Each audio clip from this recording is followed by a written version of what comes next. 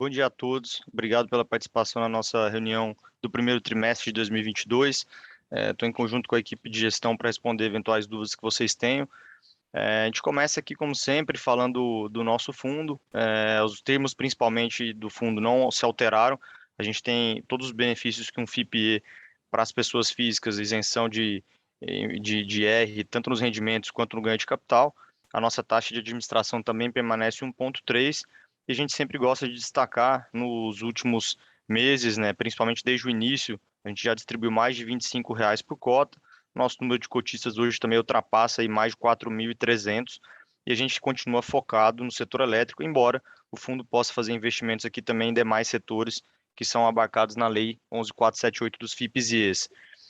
A gente segue para a próxima página, onde a gente fala sobre os principais ativos do fundo, que também permanecem os mesmos. A gente vai destacá-los em seguida na apresentação específica de cada um deles, mas a gente continua com a nossa planta de sol maior, que em seguida a gente vai falar um pouquinho mais sobre ela. A planta agora voltou a ser 100% operacional. A Apodi também é um projeto que a gente já comprou ele operacional. A gente tem uma participação de lá de 10% no ativo, em conjunto com a Escatec e Equinor. As linhas da LC Energia, que a gente também tem bons resultados aqui para apresentar para vocês, principalmente em relação à entrada e operação.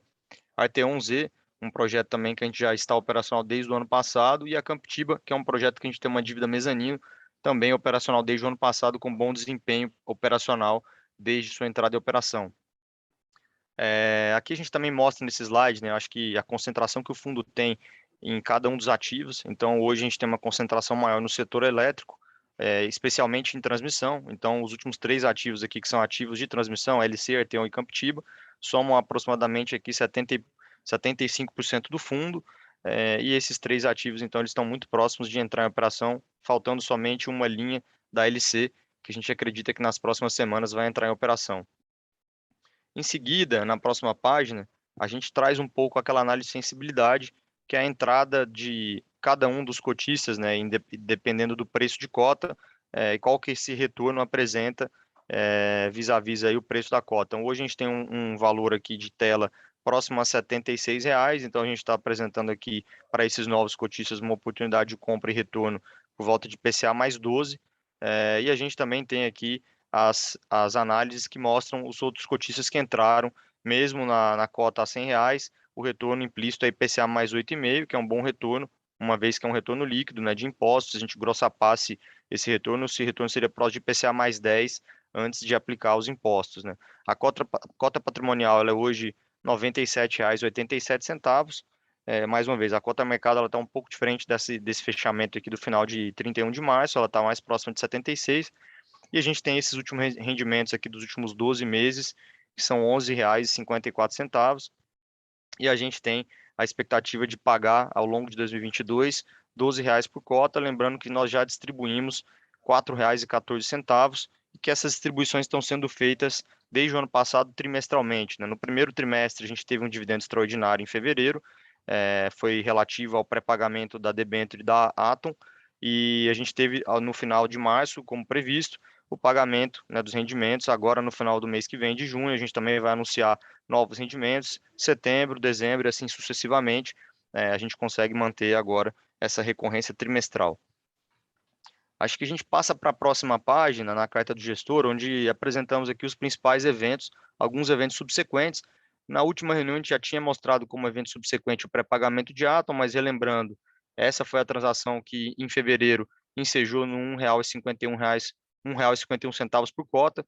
É uma transação que a gente teve aqui mais de 22% de retorno, IPCA mais 14,7 em retornos reais, e é uma distribuição que a gente fez, então, e acumulamos um pouco de caixa no fundo. O caixa do fundo hoje é aproximadamente R$ 25 milhões, fruto aqui desse pré-pagamento, né, que foi acima de R$ 51 milhões de Atom, que foi uma excelente transação, apresentando, acho que para os investidores, a consistência do nosso portfólio. A distribuição de rendimentos também, a gente já citou, né, a última distribuição de R$ 2,63 por cota, em março, que somada ao 1,51, somam 4,14 ao longo desse ano de 2022, e a gente espera aí nos próximos trimestres, no final de cada trimestre, fazer distribuições adicionais, e vamos atingir aqui, no mínimo, R$ 12 por cota, e como a gente sempre tem feito, surpreendendo positivamente. No início desse ano, a gente sinalizava 11,50 por cota, essa atualização agora já é de mais de R$ 12 por cota, e a gente espera aí que nos próximos meses a gente consiga talvez surpreender positivamente os cotistas novamente. Eu acho que como evento subsequente, o principal highlight aqui desse slide seria a reconstrução integral da planta de Sol Maior, que foi um problema que a gente teve no ano de 2020, com ventos acima de 108 km por hora. A planta ela teve uma danificação de 50% da sua capacidade instalada e finalmente a gente consegue entregar a planta agora 100% operacional, reconstruída, comissionada, e a gente vai falar um pouquinho mais à frente no slide Sol Maior, que agora a única pendência que resta é a discussão com a seguradora. A gente tem uma expectativa de receber aqui aproximadamente 10 milhões e 700, e esses valores têm sido discutidos aqui com a seguradora já há muito tempo, a gente vem sinalizando. O time de gestão confia que a gente vai receber esses recursos aqui nos próximos meses.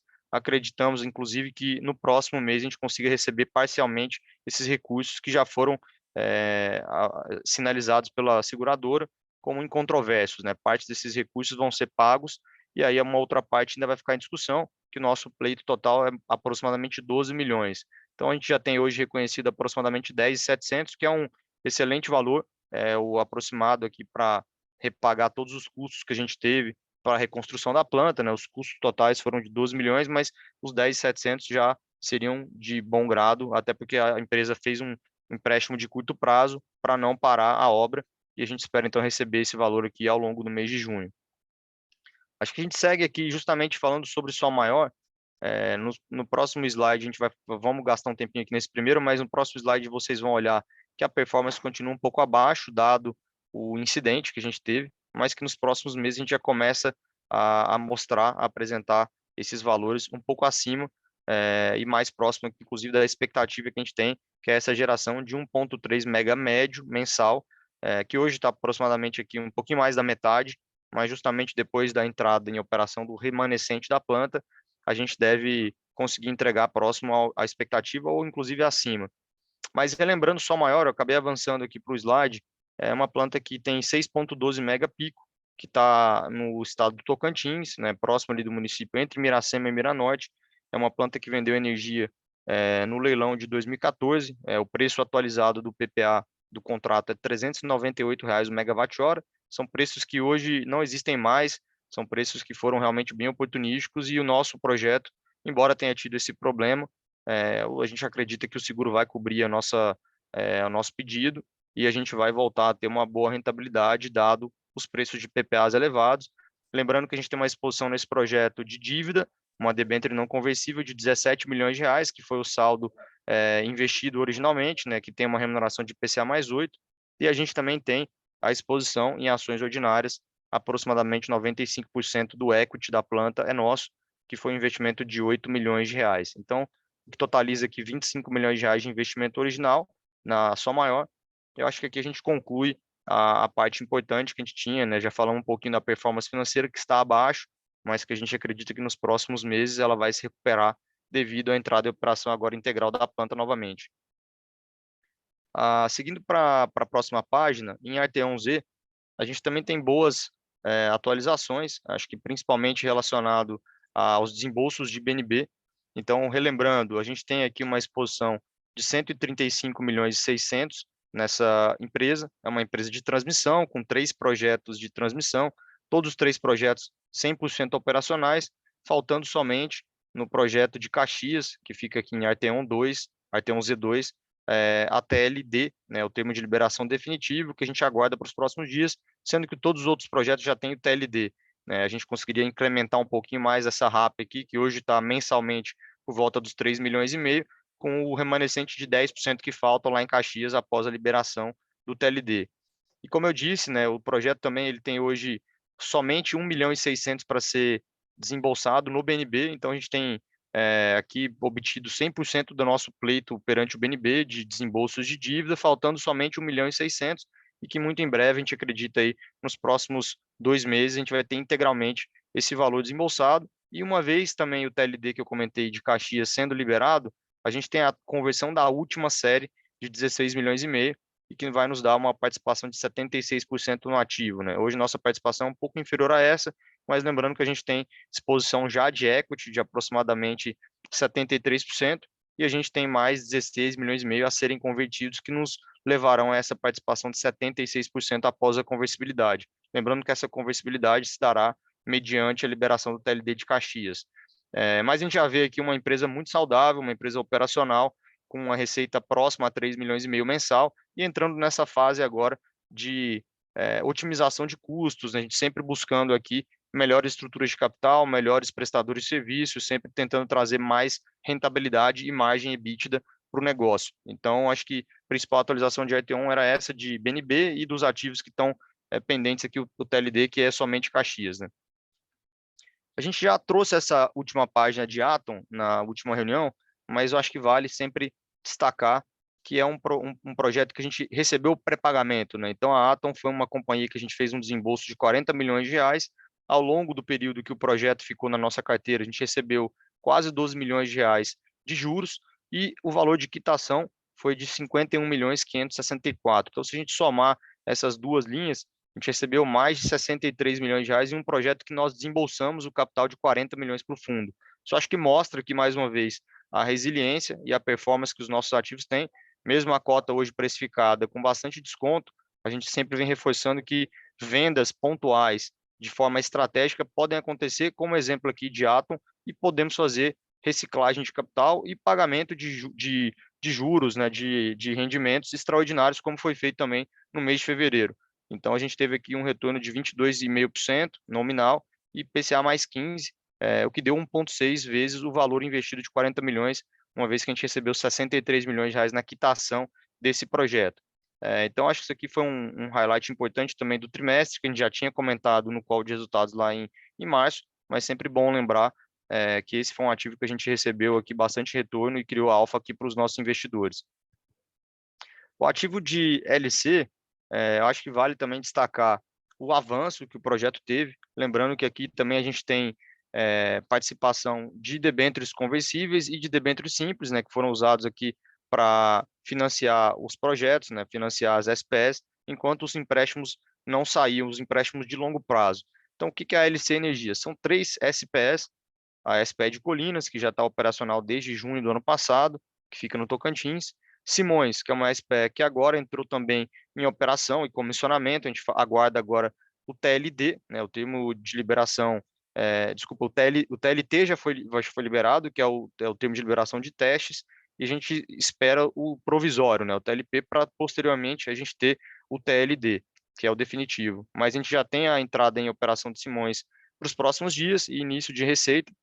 Então a gente vai ver também essa RAP aqui de 615 mil reais mensal sendo incrementada pela RAP de Simões nos próximos dias. E lembrando também que FS, a gente está na fase final, enquanto todos os outros dois projetos já têm 100% de obra concluída, de avanço físico nessa tabela, a gente está muito próximo em Feira de Santana, com 97,5% de avanço físico. Então, nas próximas semanas, próximos dias, a gente também deve ter entrada de FS, e aí sim a gente vai ter 100% do projeto operacional. Acho que é importante também mencionar que a gente teve o desembolso de longo prazo em Colinas, de empréstimo do Banco da Amazônia, do BASA, de 35 milhões de reais. Esse empréstimo foi desembolsado e com isso foi quitado o empréstimo ponte integralmente de Colinas. Então a gente entrou agora na fase de Colinas, exatamente o que a gente tem no projeto de Arteon, né? Projeto operacional com as dívidas de longo prazo 100% desembolsadas, e é o que a gente enxerga também para os próximos meses e dias aqui para Simões e FS. No caso de Simões,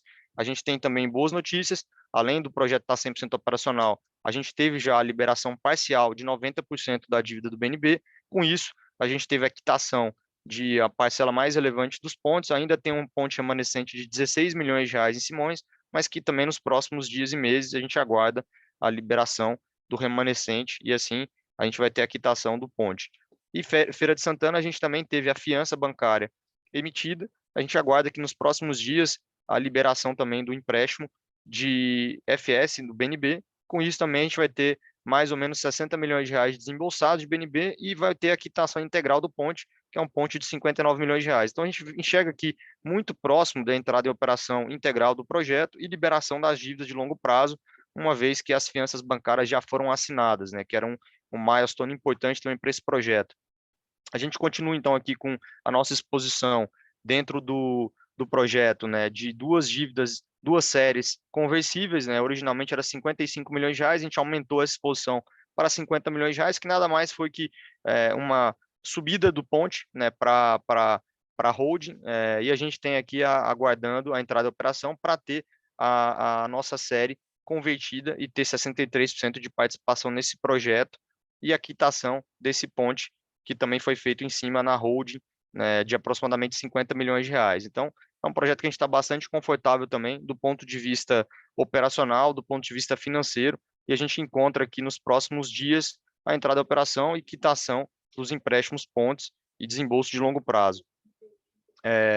Seguindo para o projeto da transmissora Campinas Itatiba, é um projeto também que a gente tem uma exposição através de uma dívida mezanino, não conversível, de 65 milhões de reais, um projeto que a gente tem uma dívida de IPCA mais 11, então um retorno extremamente atrativo, uma vez que é um projeto de transmissão operacional, lembrando que é uma linha de 500 kV, de 25 quilômetros aqui no interior de São Paulo, e que tem já entrada em operação desde o ano passado, de novembro, tendo disponibilidade da linha de 100%. Então a gente está bem contente com a performance que o projeto vem apresentando.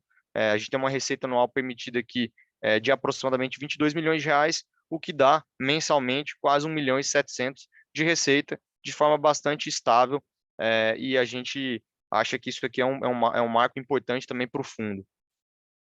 Acho que por último, a gente fala aqui do projeto de Apodi, que é uma planta também já 100% operacional, um investimento de pouco menos de 47 milhões de reais, que nos deu uma participação indireta no ativo de 10%. Lembrando que a gente tem 80% da Apodi Participações, que tem 12,5% dos projetos Apodi 1 a 4, né? Então, indiretamente, a gente tem uma participação de mais ou menos 10% do projeto, um projeto também que tem boas notícias que a gente já adiantou para vocês. No início do ano, a gente obteve perante a ANEEL a liminar protetiva, que garantia a devolução do curtailment. Isso foi feito em dezembro de 20, mas não teve efeito caixa, mas a gente tem bastante confiança, né, que esse valor aqui vai permanecer e a gente vai conseguir tirar isso aqui da nossa conta de curtailment, como vem sendo nos últimos meses. A planta não teve mais esse problema de curtailment e a gente, então, vem gerando aqui mais próximo da expectativa. A gente tem nesse projeto também aqui a página de performance. Quando a gente olha, né, é um projeto que tem margem EBITDA próxima de 80%, então é um projeto que gera bastante caixa, embora ele tenha uma alavancagem alta, né, de dívida, é um projeto que tem dívida de BNB, né, de Banco do Nordeste, que é uma dívida bastante atrativa, e é um projeto que entra aqui nos próximos anos na fase de distribuição de dividendos, né? Na semana passada a gente teve reunião de conselho com os outros acionistas, a gente acredita aí que entre 2023 e 2024 a gente vai começar já a receber dividendos proventos desse ativo. Com isso, a gente conclui e abre aqui para perguntas e respostas. Eu já vi aqui que eu acho que tem 3 perguntas, eu vou ler aqui as perguntas, se alguém do time quiser se antecipar e falar alguma delas, mas teve uma primeira pergunta aqui da BP, que pergunta sobre rendimentos, se eles serão crescentes, né? E a de R$10,50 por ano, né? Que é a sinalização que eu acho que a gente tem para o ano que vem. A gente acredita, e é sempre o que a gente vem sinalizando, né? Que a nossa distribuição de dividendos ela será crescente. Então, esses 10,50 do ano que vem, a gente tem aqui no nosso modelo financeiro com bastante confiança que a gente vai distribuir no mínimo 10,50 por cota, e nos anos seguintes, a expectativa é que esse dividendo cresça sim. Então, como a gente vem apresentando, né, com exceção dos R$12 por cota desse ano, que mais uma vez era um pouco menor, mas as premissas macroeconômicas elas sempre também impactam, né, principalmente pelo IPCA, que tem sido bastante impactado aqui pela questão do coronavírus e também pela guerra, mas o nosso projeto, o nosso portfólio, os nossos projetos, eles são 100% redeados e protegidos contra a inflação. Então, sim, a gente deve ter esses dividendos crescentes nos próximos anos. Qual o prazo para reinvestir o principal de Atom que foi recebido em fevereiro? Essa é uma pergunta que, na realidade, o fundo ele tem uma previsão, né, de no mínimo 90% do capital tem que estar investido, né? E hoje a gente tem 90% do nosso capital investido. Parte do capital da Atom já foi, inclusive, reinvestido, né, em empréstimos pontes para os nossos projetos de GLC. Então, hoje a gente tem um remanescente de 25 milhões de reais em caixa, sendo que o recebimento foi de 51 milhões de reais. Claro que esses 51 milhões de reais, parcela deles foi usado para fazer o pagamento do nosso dividendo extraordinário, e parte foi usado para fazer esse investimento em empréstimos pontos que estão rendendo hoje CDI mais 8, que é uma rentabilidade extremamente atrativa para o fundo. Então, a gente tem um período para fazer esses reinvestimentos, mas sempre olhando para a exigência regulatória de ter 90% do patrimônio líquido do fundo investido, tá?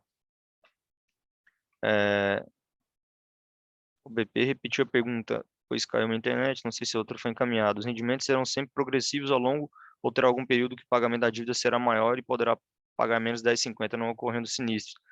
Eu não sei se eu entendi muito bem o que se quis dizer, BP, a respeito de pagamento da dívida será maior. Você tá se referindo aos ativos terem dívidas e usarem o caixa das empresas gerado para pagar o endividamento, é isso? Se puder formular um pouco melhor aqui, agradeceria. É? Tá. O Antônio Carlos também, ele... Ah, entendi, BP. A gente sempre sinaliza isso, né? Os projetos, eles nascem com um endividamento maior, mas a nossa projeção de fluxo de caixa já contempla todo o pagamento das dívidas dos projetos, tá? Então, tudo que está aqui cuspindo de dividendos, né, na última linha do modelo, já contempla o pagamento das dívidas dos projetos. Então, não tem nenhum tipo de surpresa, né, de dívida que não esteja hoje modelada, que não esteja no balanço das companhias, né? Não tem mais dívidas a serem obtidas, né, a serem contratadas. Obrigado aqui, BP, pela participação também. Antônio Carlos Magalhães perguntou para a gente, poderia declarar as razões para o não pagamento ainda pela seguradora até o momento? André, não sei se você quiser comentar, mas até começando, Antônio, o problema de seguradora é sempre o mesmo, né? Eles têm uma perícia muito detalhada e muitas vezes é o famoso achar pelo em ovo. Então, isso tem dado mais trabalho do que a gente imaginava, mas, de novo, nossa confiança aqui, até pelo mérito da situação, nós contratamos um assessor jurídico, que é o BMA, que vem nos auxiliando, e a gente sempre brinca que o seguro ele sempre faz de tudo para não te pagar, por isso que você tem que andar nas quatro linhas, né, providenciar é, tudo que eles pedem, todas as informações, documentações que eles pedem, mas de novo, né, a gente já teve sinalizações verbais que a seguradora irá nos reembolsar esse valor que eles consideram incontroverso de 10 milhões e 700. Eu não sei se você quiser complementar alguma coisa, André. Só um complemento breve aqui, em relação à demora aqui, Antônio, essa morosidade aqui, ela é mais decorrente dos processos internos da seguradora. Então, o processo em si, ele não é muito trivial, né? A gente não fala diretamente com a seguradora, a gente tem corretora, a gente tem outros agentes aqui que fazem essa intermediação. Há também vistorias lá na planta, localizada no Tocantins, além das discussões com as resseguradoras, né? Então, aqui é mais uma formalização da seguradora. E um complemento que o Túlio comentou, a gente já tem a formalização por e-mail, tá? Desse valor incontroverso de 10.700. Então, a gente está bem seguro aqui, além da assessoria do BMA, a gente contratou também aqui a WIS, que é a nossa corretora que vem assessorando a gente aqui em todo o processo. A gente tem bastante segurança nesse recebimento, mas é mais uma morosidade aqui que, infelizmente, a gente compartilha desse descontentamento, né, do prazo, mas a gente tem feito de tudo aqui, sendo o mais diligente possível, justamente para que a gente não haja nenhuma contestação da seguradora no momento do pagamento. Boa, André. Obrigado. Tem uma pergunta do Renato Reis, de qual o impacto e a expectativa de dividendos futuros com a queda futura do IPCA? Renato, o nosso fundo, originalmente, ele tinha uma expectativa de IPCA mais 7, né? Se a gente colocar hoje os R$ 100 ali de entrada, né, do IPO e do primeiro follow-on, a gente entrega um valor até acima desse, e o fundo ele tem o RED, né, natural no IPCA, porque as RAPs, as receitas anuais permitidas, elas são reajustadas pelo IPCA, e também os PPAs, os projetos de geração, tanto de Apodi quanto Sol Maior, também tem o reajuste de IPCA. Então a gente sempre comenta que o fundo tem um hedge natural, né? Desde o top line, desde as receitas, né? Que as RAPs e de novo os PPAs, que é volume de energia gerado vezes o preço. Então tem esse hedge.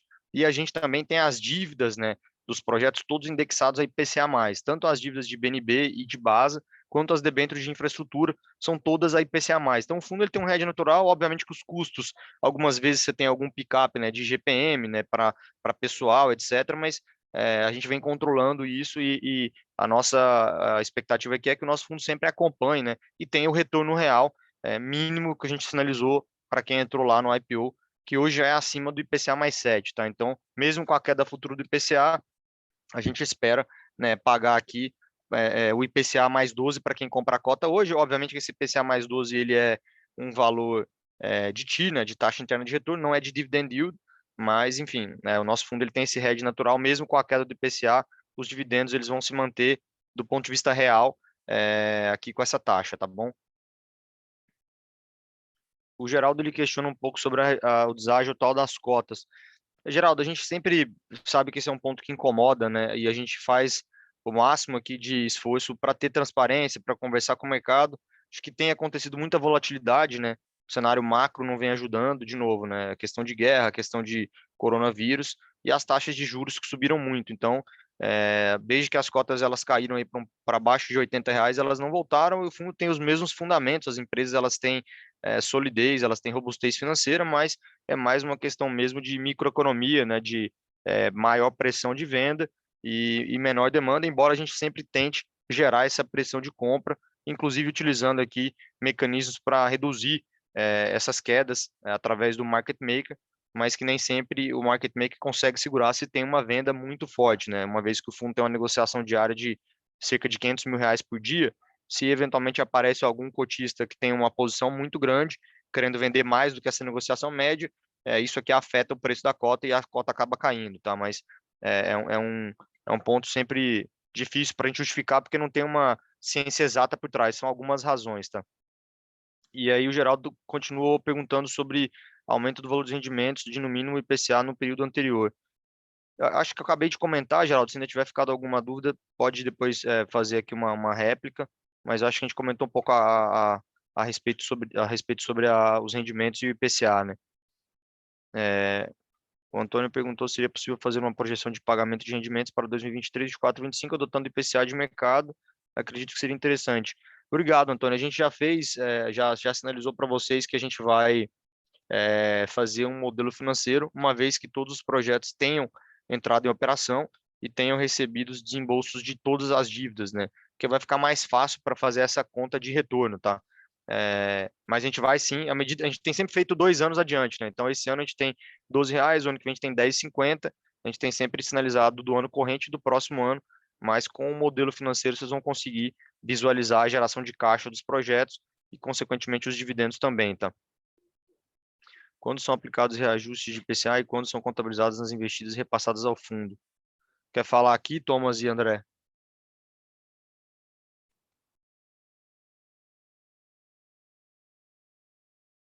André, Thomas? Posso pegar aqui? Desculpa, pessoal, tava. Pode falar. Quer falar? Não, eu ia comentar aqui. Eu acho que assim os reajustes eles são feitos. Como que é feito o modelo do fundo, né? Basicamente a gente tem a modelagem individual de cada um dos ativos. E aí os fluxos desses modelos apartados são jogados para dentro de um modelo do fundo em si. Aí o reajuste de IPCA em cada ativo vai depender do contrato especificamente desse ativo de receita, né? Então, falando aqui especificamente das transmissoras, esse reajuste ele acontece anualmente no mês de julho. Então, você repassa aqui basicamente o IPCA acumulado dos 12 meses subsequentes ao mês de julho corrente, né? Então, mensalmente, anualmente você repassa esse IPCA acumulado no modelo dos ativos. E aí, naturalmente, isso vai se refletir no modelo do fundo, uma vez que você joga todos esses fluxos individuais para dentro do modelo consolidado. Não sei se respondi aqui a pergunta. E só fazendo um complemento aqui à pergunta do Douglas, para os ativos que a gente investe diretamente através de dívida, Douglas, como, por exemplo, F3CI, né, o investimento de Campixiba, ou as debêntures que a gente tem aqui pela LC Energia, a gente tem essa correção na curva. Então, acaba sendo refletido aqui no valor patrimonial no dia a dia, né? Então, o administrador ele vai acruando o valor da taxa aqui dessas operações ao longo do dia, e para os ativos que a gente tem participação acionária, como o Thomas bem comentou, as próprias SPEs, elas têm as RAPs, né, ou as receitas aqui atreladas à venda de energia corrigidas anualmente, e o fundo, através do recebimento aqui de dividendos ou de juros do capital próprio, redução de capital, acaba sendo influenciado indiretamente por esse ajuste de IPCA ao longo do tempo.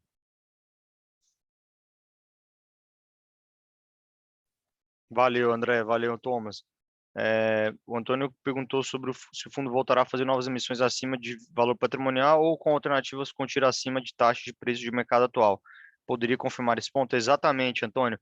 A gente tem duas alternativas para fazer novas ofertas, né? Que o valor patrimonial volte para próximo aqui do valor patrimonial de R$ 97, R$ 98 reais, e aí a gente faria emissões com a taxa que o fundo apresentou no IPO e no follow-on, né, que era por volta ali de IPCA mais 7 líquido, ou a gente consegue fazer emissão com esse preço de tela a R$ 76, R$ 75 reais, só que trazendo projetos que tenham ativo condizente com o carrego atual do fundo, né? O carrego atual do fundo a esse nível de preço é IPCA mais 11,5, IPCA mais 12, o que dificulta bastante a nossa originação, né? É bastante complexo, mesmo em um cenário um pouco mais adverso, macroeconômico, encontrar projetos de qualidade entregando esse nível de retorno. Mas a gente tem que ser criativo, tem que ser engenhoso, e essas realmente são as duas alternativas, então está confirmado o seu questionamento, Antônio. E aí o Geraldo questionou a respeito de cota patrimonial, quando a cota patrimonial é apreciada e revisada pelo auditor externo. A gente está concluindo agora, Geraldo, os laudos de avaliação de todos os ativos, né?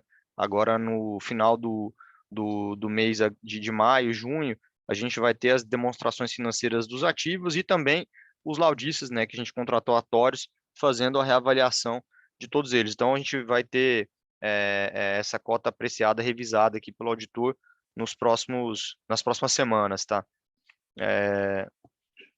O Antônio também questiona, poderia comentar um pouco sobre a tira atual dos projetos que estão analisando para a possível entrada no fundo? Seria IPCA mais quanto? E qual seria o segmento? É um pouco do que eu comentei, Antônio, na sua outra dúvida. Para a gente conseguir colocar projetos agora para dentro, a gente tem que conseguir ser criativo, né? Ou seja, ou fazer estruturas mais alavancadas, né, que criem valor, então, ou seja, fazer aquisições através de dívida e alguns ativos nossos a gente tem espaço para alavancar, e aí conseguir eventualmente fazer um M&A com esse acquisition finance, né, que a gente chama. Então, isso geraria valor para o fundo, né? E os segmentos hoje que a gente tem avaliado no fundo continua sendo majoritariamente setor elétrico, tá? Então, transmissoras e geradoras, mas de fato, os retornos que a gente tem buscado aqui são acima de IPCA mais 10, com essas estruturas de capital aqui que podem otimizar os ativos, tá? Então, usar um pouco de dívida, ganhar um pouco de sinergia. Se a gente compra um projeto, por exemplo, de transmissão, obviamente que a mesma equipe que a gente tem nas nossas empresas atualmente poderiam assumir essas novas empresas, só tem uma redução, então, de SG&A, né, de despesas administrativas, consequentemente, a gente tem alguma vantagem competitiva por já ter empresas, né, no segmento. Então, tem sido aqui a nossa atuação, a originação focada ainda no setor elétrico, tá? O Renato questiona se existe uma média de pessoa física e jurídica que investe no fundo. Se eu entendi bem, você quer saber, Renato, qual o percentual de cotistas que é pessoa física e qual o percentual de pessoa jurídica, é isso? Se você puder elaborar aqui, por favor, Renato, eu agradeço. E o Douglas, ele pergunta, no caso das SPS, o repasse é mensal, trimestral, semestral ou anual? Visto que o pagamento de dividendos do fundo hoje é trimestral. O que a gente consegue fazer, tá, Douglas? Por a gente ter projetos que a gente fez dívidas, né? Esses projetos, eles acumulam todo mês, né, todos os dias, na realidade, o cupom, né, dessas dívidas como resultado contábil, como lucro contábil. Então, todo mês o fundo tem uma pequena parcela ali das dívidas que gera lucro contábil que poderia ser distribuído, né? Só que as empresas que a gente tem equity, aí normalmente a gente tem semestralmente ou anualmente o recebimento dos dividendos. A gente acabou optando por fazer essa distribuição mais recorrente, né? Lembrando que quando o fundo ele foi criado, a gente tinha uma expectativa de anual ou semestral, então a gente conseguiu aumentar a frequência e a gente sempre administra, né, gere a questão de resultado contábil no fundo para fazer as distribuições. Então, não necessariamente a gente tem ali algum pagamento de dividendo extraordinário, mas se o fundo tem lucro contábil e tem caixa, a gente faz o pagamento, tá? Então, a gente sempre tem feito essa gestão aqui, administração do nosso fluxo de pagamento trimestral com as dívidas e os pagamentos de dividendos. E aí, agora você confirmou aqui, Renato, a gente tem majoritariamente do fundo aqui participação de cotistas pessoas físicas, tá?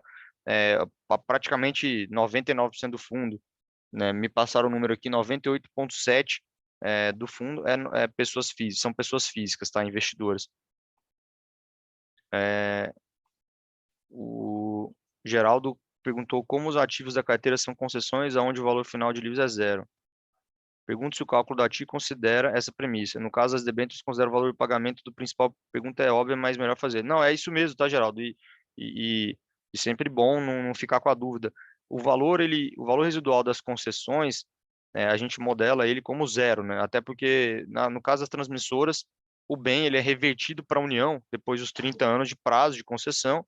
E no caso das geradoras, embora possa ter algum valor residual, a gente considera zero. Então, seria um upside aqui no nosso modelo, se a gente chegar lá no ano 25, 30, tanto a Podi quanto o Sol Maior, a gente modela esse cenário, tá, de 25 e 30 anos, e a gente poderia ter ali placa para você vender para sucata, ou até mesmo você conseguir, dado que são autorizações de 35 anos, né, um PPA remanescente, né, conseguir vender a Mercado Livre, mas a gente considera esses valores como zero, tá? Então, o impacto também, para ser sincero, de NPV é baixo, então mesmo que exista esse upside, ele não é relevante, tá? E no caso das debêntures, exatamente o que você colocou mesmo, né?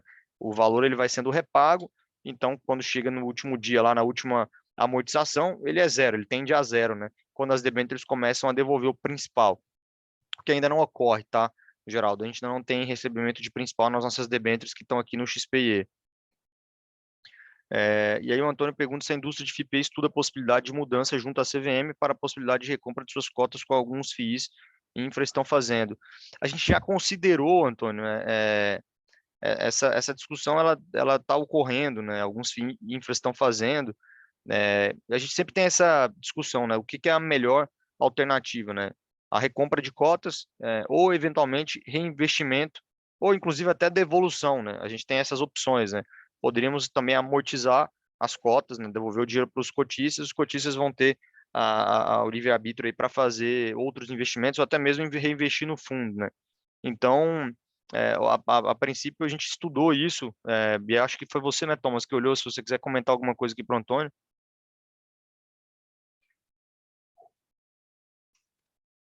Tá ouvindo, Thomas? Desculpa, Túlio, eu tô com um problema aqui na ligação.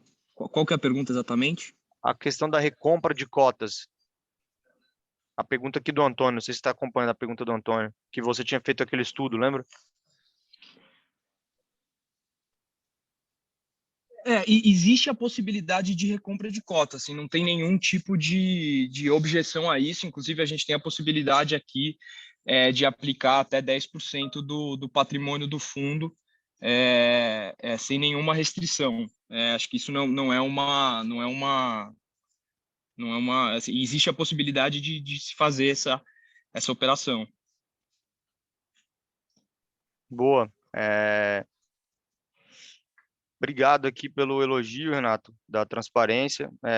E tá claro, tá, Geraldo? É sempre difícil a gente acomodar todos os desejos aqui, mas de fato a gente não pretende, né, fazer devolução, a não ser esses pagamentos extraordinários aqui.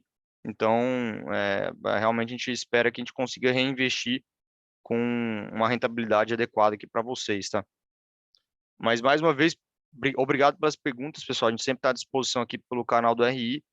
Não precisam esperar até o próximo call de resultados trimestrais. A gente acredita que no próximo resultado trimestral a gente vai ter a, a entrada em operação integral de todos os ativos, a gente vai ter a liberação de empréstimos de longo prazo de todos os ativos, e o fundo vai entrar nessa fase que, de fato, a gente vai buscar aqui otimização dos ativos no portfólio, redução de custos, e otimização também da estrutura de capital. Sempre que possível, refinanciar ativos, comprar concorrentes com dívida, e aí vai ser um pouco da nossa engenhosidade aqui de trabalho da equipe de gestão. Mais uma vez, agradeço a participação de todos, obrigado pelas perguntas e a gente continua à disposição como sempre. Um grande abraço. A apresentação trimestral de resultados do Fundo XP Infra 2 está encerrada. Lembramos que a apresentação foi gravada e a publicaremos no site do fundo nos próximos dias. Reforçamos novamente nosso canal de relação com investidores, ri@xpasset.com.br, e pelo site do fundo, xpasset.com.br/xpinfra. Um bom dia a todos.